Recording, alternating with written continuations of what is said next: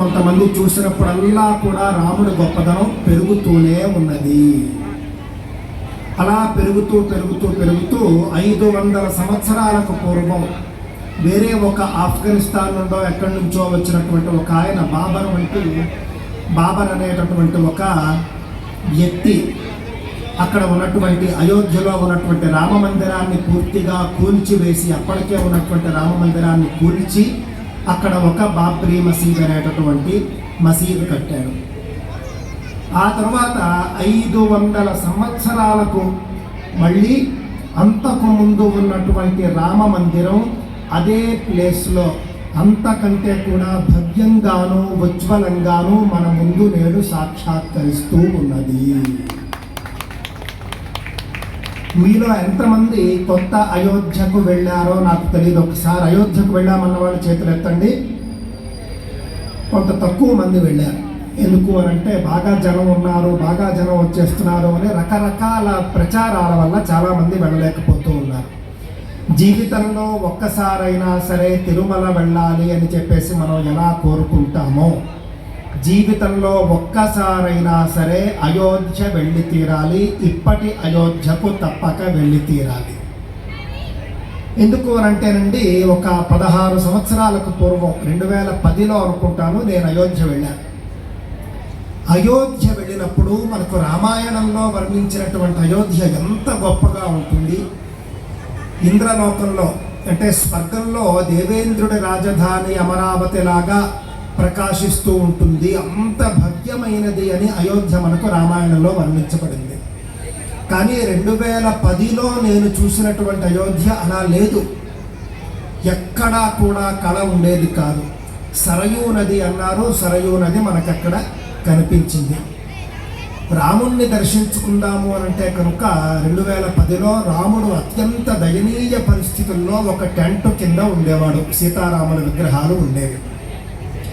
మనం వాటి దర్శనానికి వెళ్ళాలి అన్నా కూడా ఏదో అండమాను జైల్లో ఖైదీని చూడడానికి వెళ్ళినట్లుగా చాలా కష్టపడి వెళ్ళాల్సి వచ్చేది. ఆ దారులు ఏమిటి, ఆ యొక్క ఫెన్సింగ్లు ఏంటి, చాలా దారుణంగా ఉండేది. అంత కష్టపడి మనం వెళ్ళి దర్శించుకుంటే పోనీ ఆ యొక్క ఆలయాన్ని, దివ్యమంగళ విగ్రహాన్ని చూసిన తర్వాత మనకి ఏవైనా అద్భుతమైన సంతోషం కలిగేదా అంటే లేదు. మీరు తిరుమల వెంకటేశ్వర స్వామి దర్శనానికి వెళ్తారు.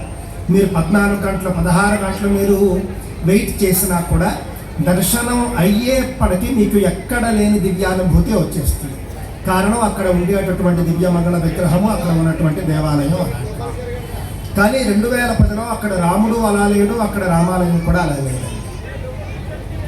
ఎక్కడ అసలు అయోధ్య నగరంలో ఒక్క షాపులో కూడా ఎవరు కొనే నాథుడు లేడు. వాళ్ళు పెట్టుకునేవాళ్ళు కనీసం పాల ప్యాకెట్ కొనేవాళ్ళు కూడా లేరు. కనీసం బిస్కెట్ ప్యాకెట్ కొనేవాళ్ళు కూడా ఉండేవారు కాదు. టీ కొట్లు పెట్టుకుంటే టీ తాగేవాడు ఉండేవాడు కాదు. ఆటో నడుపుకుంటే ఆటో ఎక్కేవాడు ఉండేవాడు కాదు. దాదాపుగా అయోధ్య నగరంలో ఏ ఉపాధి కూడా అస్సలు గత అనేక దశాబ్దాలుగా ప్రకాశించకుండా అయిపోయింది. ఏ ఉపాధి వాళ్లకు పనులు లేవు. అందువల్ల అయోధ్య స్థానికులందరూ కూడా వాళ్ళ ఊర్లు వదిలేసి కాశీ అని, లక్నో అని వెళ్ళిపోతూ ఉండేవారు. చాలా దారుణంగా ఉండేది. అస్సలు పూర్తిగా కళ లేకుండా ఉండేది. మనుషులు ఉండేవారు కాదు. అలాంటి అయోధ్య 2066లో నేను మళ్ళీ తాజాగా వెళ్ళి దర్శించానండి. ఇప్పుడు ఎలా ఉందంటేనండి, వేలాది ఆటోలు తిరుగుతూ ఉన్నాయి. ఒక్క ఆటో కూడా ఖాళీ లేదు. వేలాది రెస్టారెంట్లు, వేలాది హోటళ్ళు ఉన్నాయి. ఒక్క హోటల్ కూడా ఖాళీ లేదు. అందరూ బిజీగా ఉన్నారు. వందలాది టీ కొట్లు ఉన్నాయి. ఒక్క టీ కొట్టు కూడా ఖాళీ లేదు.